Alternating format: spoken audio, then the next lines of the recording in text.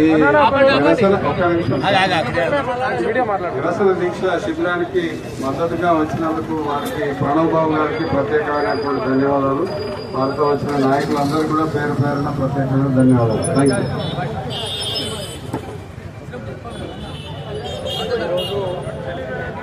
Hyderabad dumping yard విషయంలో company వారు ఉన్న గ్రామాల ప్రజలు కావచ్చు, ఎవరైతే ఈ డంపింగ్ యార్డ్కి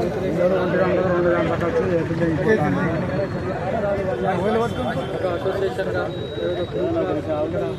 నిరసన దీక్ష చేసే కార్యక్రమంలో దృష్టికి రావడం జరిగింది. ఖచ్చితంగా ఈ విషయం పైన ఆల్రెడీ జిల్లా నాయకత్వాన్ని ముఖ్యంగా జిల్లాకు సీఎం కార్యాలయం కూడా చర్య చేయడం జరిగింది.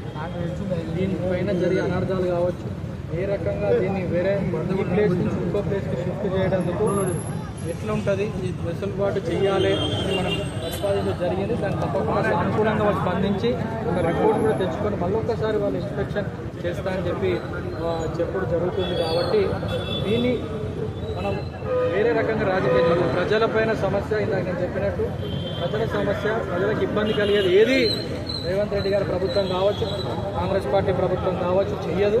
సో ఖచ్చితంగా దీనిపైన ప్రభుత్వం దృష్టి ఉంది. వాళ్ళ ప్రభుత్వం దృష్టికి కూడా ఇక్కడ ఆల్ పార్టీగా ఇక్కడ ఉన్న పెద్దలు కూడా అందరం కలుపుకొని రిప్రజెంటేషన్ కూడా ఒకసారి ఇప్పించి దీన్ని ఏ రకంగా దీన్ని షిఫ్ట్ చేయాలి అనేది కూడా ఇక్కడ ఉంటే ఏ రకంగా అనర్థాలు జరుగుతాయి, ఏ రకంగా ఇబ్బందులు జరుగుతాయి అనేది కూడా ఇక్కడ ఉన్న మంత్రులు కూడా మనకు తెలియజేసుకుంటూ మరి దీన్ని షిఫ్ట్ ఏ రకంగా చేసుకుంటే బాగుంటుంది, ఎక్కడ చేస్తారనేది వాళ్ళకి కూడా అవగాహన కూడా వాళ్ళకి ఇక్కడ ఉన్న పెద్దల నుంచి కూడా వాళ్ళకి తెలియజేస్తూ ముందుకు తీసుకోవాలని కోరుకుంటాం. ఎందుకంటే ఇది 2022 గత ప్రభుత్వంలో ఉన్నప్పుడు శాంక్షన్ చేయబడ్డది. ముఖ్యంగా తెలియాల్సింది ఏంటంటే ఆ రోజున్న ఇక్కడ ఉన్న నాయకత్వం కావచ్చు, ఇక్కడ ఉన్న లీడర్లు కావచ్చు, ఇక్కడ ఉన్న అధికారులు ఆ రకంగా అప్పుడు ఉన్న పరిస్థితులు ఇక్కడ వీళ్ళు పెట్టడం జరిగింది.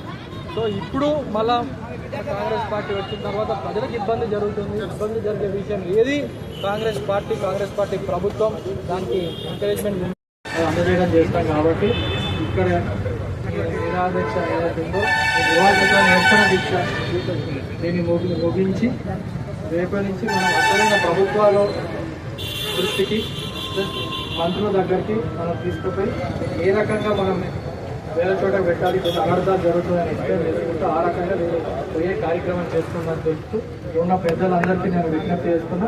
దీంతో నిరసన కార్యక్రమం ఇవ్వాల్సుకొని ఇక్కడ ముగించుకొని ఖచ్చితంగా నేను సానుకూలంగా ప్రభుత్వం నుంచి మనం ఒక నిర్ణయం తీసుకొచ్చే బాధ్యత తీసుకుంటా అని చెప్పి తెలియదు.